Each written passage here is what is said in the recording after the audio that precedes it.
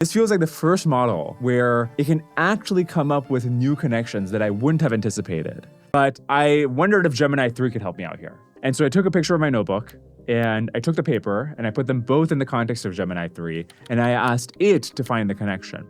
And it thought a bunch, and then it realized that the correct way to model the information you gain from a single yes or no outcome in RL is as the entropy of a random binary variable.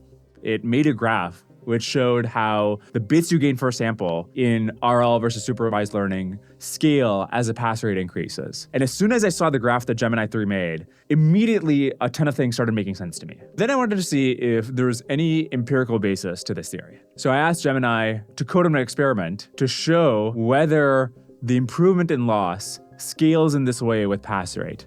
I just took the code that Gemini outputted, I copy-pasted it into a Google Colab notebook, and I was able to run this toy ML experiment and visualize its results without a single bug. It's interesting because the results look similar but not identical to what we should have expected. And so I downloaded this chart and I put it into Gemini and I asked it, what is going on here? And it came up with a hypothesis that I think is actually correct, which is that we're capping how much supervised learning can improve in the beginning by having a fixed learning rate. And in fact, we should decrease the learning rate over